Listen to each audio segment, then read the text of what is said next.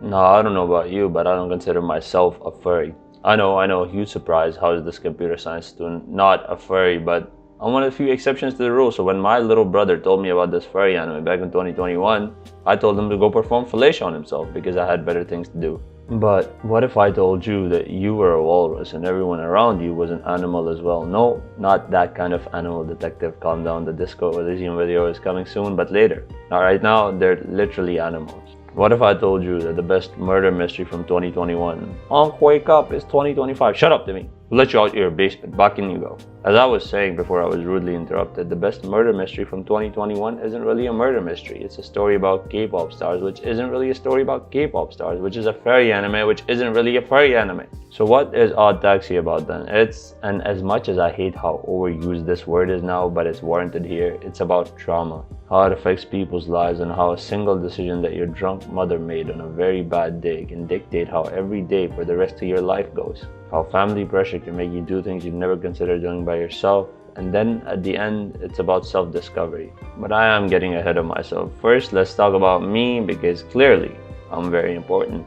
I recently quit caffeine after being no, not really borderline, just straight up addicted to it for about 6 years. I was dependent on it for energy and I, like any good addict, took a higher and higher dose to get a better high, and by high, I mean better reaction time, so I could pop heads on video games and play better football. Yeah, it was a rough time in my life back then. Don't ask me why I did those things. But today, about 3 months off caffeine, this is what life feels like. Odd Taxi came out back when I was still an ADHD caffeine fiend. I watched it and I thought to myself, it's alright.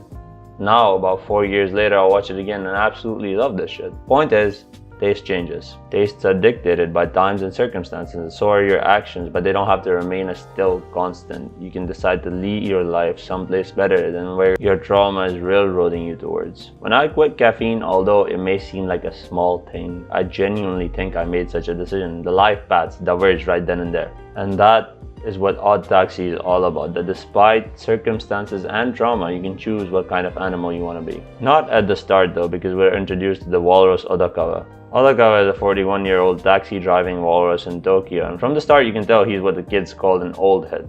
So he's grumpy and bitches about everything new and modern. Sometimes he's even right about things, like when discussing Twitter with one of his passengers, Taichi Kabasawa, a blue hippo. He says that letting social media decide people's worth is retarded. To kill time between passengers, Odakawa listens to an old-fashioned comedy duo no one else listens to most of the time, and overall has a pretty boring life. That is until a girl mysteriously disappears, and turns out she rode in Odakawa's taxi right before she up and went missing. Odakawa happens to have and get this, a dash cam with a movement detector. Now, I personally don't know enough taxi drivers to know if they make enough bank for a motion detecting camera, but I don't know. Maybe they really are rolling out in Tokyo. Odakawa gets caught between a corrupt police officer, Big Diamond, and the manager of an up-and-coming idol group, Mystery Kiss, both wanting the footage. Mystery Kiss is a stupid fucking name, by the way, but what do I know? Blackpink is apparently one of the greatest things on the planet, so Mystery Kiss might not be that bad. Their manager is Yamamoto, and you can understand a corrupt police officer wanting the footage, but what does this manager want the footage for? Big Diamond takes the footage because, you know, he's a corrupt police officer. The fuck is the manager of Mystery Kiss going to do? From here on out, the plot gets thicker than Lizzo because Big Diamond is working for Dobu, a gangster who's actually working for the guy who paid for Odakawa's living expenses after his parents died. Who's a bad guy, but not a bad guy.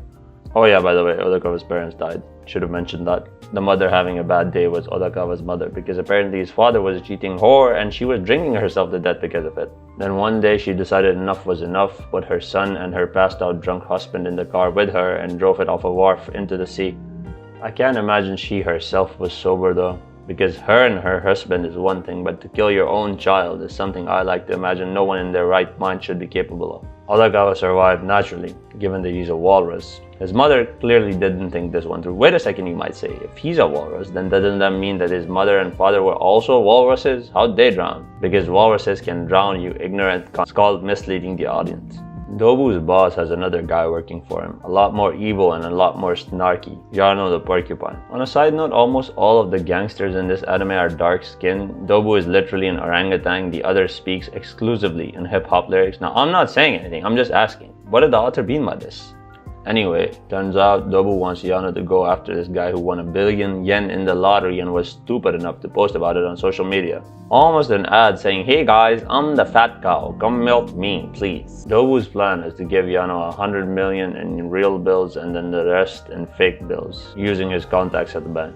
He's gonna pocket the other 900 by using Odakawa as a getaway driver because he's blackmailing him by threatening a woman who's shown interest in him. Shirakawa, a nurse who's working for his doctor Gokiri, who's also Dobu's ex-girlfriend, forced to steal drugs for him under the threat of violence. Another thing the anime has going for it is the incredible way that characters' story affect each other in 13 short episodes. I don't have the time to go into all these character stories and their impact on each other today, but I'll probably make a much longer video sometime when I can afford to. Odakawa, being the closed off type, can only show affection via his actions, so he tells the woman to go away, then makes this contrived plot to free her instead of, just talking to her. Dobu, meanwhile, isn't done being a menace. He wants to go back for the 100 mil, using Big Diamond to stop them for a traffic stop. Odakawa's plan is to double-cross Dobu because he's generally a piece of shit and give the money back to the lottery winner. Odakawa acts like an innocent little walrus who doesn't really understand anything, but he's actually pretty fucking shrewd. He's playing 4D chess throughout the show. Anyway, the plan goes down, stuff happens, and we get this beautiful shot. Odakawa almost drowns all over again, but he's saved by Lover Girl in her capoeira for the second time. On another tangent, kids, if you want to learn self-defense, learn MMA, capoeira. Although beautiful, is not gonna work in a self-defense situation. It's just not, okay? Any martial art, code that doesn't have hard sparring in it or isn't proven against MMA, don't use it, okay? Just learn MMA. All this time, Odakawa's doctor, Goriki, has been trying to identify Odakawa's mental condition. His first clue is that he can recognize anyone, even just from their silhouette. And throughout the show, Odakawa is amazed at the fact that other people can't tell who people are in a crowd. And all of these little breadcrumbs and more lead up to one of the greatest plot reveals in anime history. You remember what I told you, right? This isn't a furry anime at all. Turns out, back when Odakawa was a child, he liked looking at his Animal book when his parents fought to get away from it all. He loved going to the zoo. He was bullied at school as well, so people just gave him anxiety. After the accident, he began seeing all people as some sort of animal. The doctor was a crocodile, the nurse was a hare, etc, etc. It's a great reel with plenty of setup for it throughout the show, which made rewatching it even better. The missing girl from the start of the show turns up dead, and it's revealed that Yano and the Mystery Kiss manager Yamamoto helped cover up the body, but none of them killed her, no. It was the fourth choice girl for the idol group because her mother just needs her to succeed really bad.